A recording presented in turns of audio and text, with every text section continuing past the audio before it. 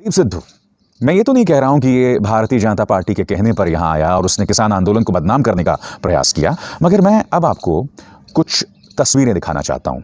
यहां देखिए, ये प्रधानमंत्री नरेंद्र मोदी और सनी देओल के साथ है। यहां पर ये अमित शाह के साथ है, गृह मंत्री अमित शाह के साथ, जब वो बीजेपी अध्यक्ष हुआ करते थे। यानी कि ये शख्स जब सनी देओल चुनाव लड़ रहे थे तो बाकायदा सनी देओल के प्रचार में हर जगह उतरा था। आज मैं आपसे एक सवाल पूछना चाहता हूं दोस्तों, कल्पना कीजिए कि अगर दीप सिद्धू राहुल गांधी के साथ कहीं दिखा होता या उसके साथ फोटो खिंचवाई होती, तो क्या आप अंदाजा लगा सकते हैं कि भारतीय जनता पार्टी के प्रचार तंत्र या बीजेपी के प्रचार तंत्र ने किस कदर बवाल मचा दिया होता?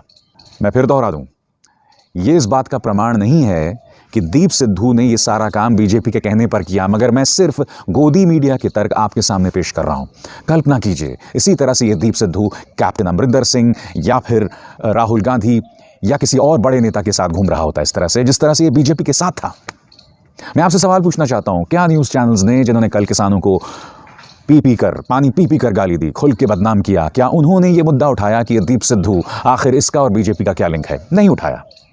तो ऐसे में आपको खुद से ये सवाल पूछना पड़ेगा कि हमारी मीडिया भारतीय जनता पार्टी के हाथ में कितनी बिकी हुई है, कितनी झुकी हुई है, कितनी लौट रही है, जमीन पर लौट रही है, हकीकत ये है।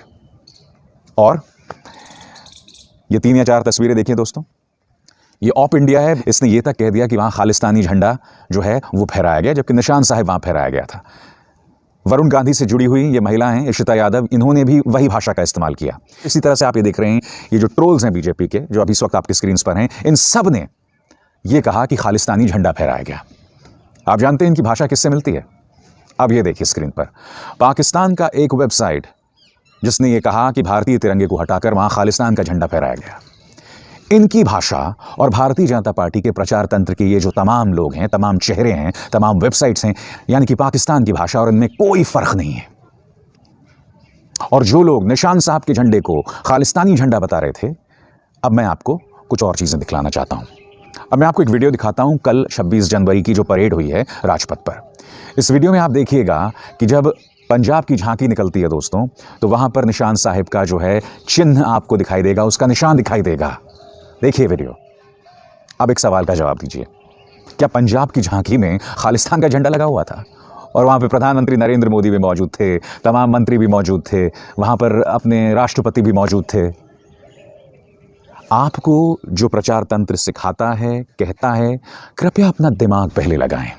और बात यहां नहीं रुकती। ये तस्वीर देखिए, गालवान घाटी, जी हाँ, वहीं पर जहां मेरे 20 जवान शहीद हुए थे चीनी हमले में।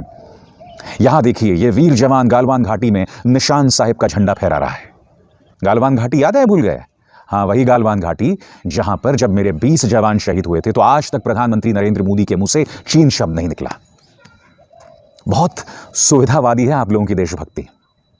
जी हाँ, और जो लोग निशान साहिब को खालिस्तानी बता रहे हैं, कृपया अब आप ये तस्वीर देखिए। प्रधानमंत्री नरेंद्र मोदी यहां दिख रहे हैं 2 प्यारे प्यारे सिख बच्चों के साथ, और प्रधानमंत्री जो साफा सिर पे उन्होंने बांधा हुआ है उस पर निशान देखिए, ये भी निशान साहिब का चिन्ह है। तो क्या प्रधानमंत्री नरेंद्र मोदी यहां पर कहा जा सकता है कि खालिस्तान का चिन्ह पहने हुए थे? क्या ये सवाल आपको खुद से नहीं पूछना चाहिए? और आज ये कौन लोग हैं जो तिरंगे के अपमान की बात कर रहे हैं?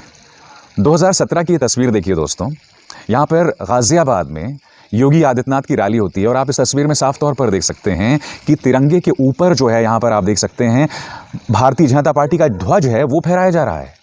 ये लोग बात करते हैं तिरंगे के अपमान की। आज़ादी के बाद 52 सालों तक आरएसएस के दफ्तर में तिरंगा नहीं फहराया गया। मैं नहीं बोला हूं, 2002 शायद था जब एक व्यक्ति वो नागपुर में आरएसएस के दफ्तर में घुस गया था, उसने जबरदस्ती वहां तिरंगा फहराया, और आप जानते हैं आरएसएस ने उन 3 लोगों के खिलाफ अदालत में केस किया था। क्यों? क्योंकि उन्होंने तिरंगा फहराया था आरएसएस के दफ्तर में। ये कौन लोग हैं जो तिरंगे के अपमान की बात करते हैं? आपको कहीं ना कहीं खुद से ये सवाल भी जरूर पूछने पड़ेंगे। हकीकत क्या है दोस्तों, इसमें दो राय नहीं है कि आने वाले दिनों में किसान आंदोलन बहुत मुश्किल होने जा रहा है। मुश्किल होने जा रहा है क्योंकि प्रचार तंत्र के जरिए लगातार सरकार जो है उन्हें टारगेट करने वाली है। मगर अच्छी बात यह है कि उस प्रचार तंत्र की कोई विश्वसनीयता नहीं है। और जब मैं प्रचार तंत्र कह रहा हूं तो न सिर्फ मैं बीजेपी आईटी सेल की बात कर रहा हूं, बल्कि हमारे जो न्यूज़ चैनल्स हैं उनकी अब कोई विश्वसनीयता नहीं रही। कल आपने देखा, इनमें से किसी ने दीप सिद्धू को बीजेपी से नहीं जोड़ा, किसी ने जो किसान पर बर्बरता हुई उसका जिक्र नहीं किया, तो इनकी क्या विश्वसनीयता है? मगर हाँ, ये बात भी सच है कि किसानों को एकजुट रहना पड़ेगा।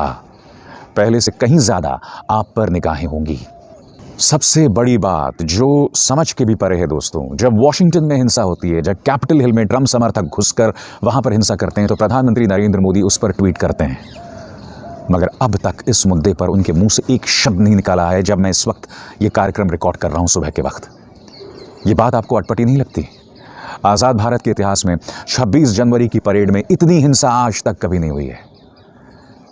1984 के दंगे हुए थे, उस दौरान भी मुझे याद है अक्टूबर जब जनवरी में हुए थे, उसके बाद जब परेड हुई थी तब भी इस तरह की कभी कोई हिंसा नहीं हुई इस तरह की। आपको ये सवाल पूछना पड़ेगा कि प्रधानमंत्री नरेंद्र मोदी अब तक खामोश क्यों हैं? आपको ये सवाल पूछना पड़ेगा कि ये कैसी राजनीतिक व्यवस्था है जो हमें आपस में इस कदर भिड़ा रही है, आपस में इस कदर लड़ा रही है। क्या आज़ाद भारत के इतिहास में हम में इतना ज़्यादा दोहराव, इतना ज़्यादा बंटवारा कभी रहा है? और क्या कभी आपने देखा है कि प्रचार तंत्र या न्यूज़ का जो मीडिया है उसने कभी सरकार से इस तरह से सवाल नहीं किए? ये तमाम सवाल आपको खुद से ज़रूर पूछने होंगे अगर आप चाहते हैं कि बतौर गणतंत्र, बतौर लोकतंत्र हमारा देश बचा रहे। बोल के लब आज़ाद है तेरे में, बस इतना ही। अभिसार शर्मा को दीजिए।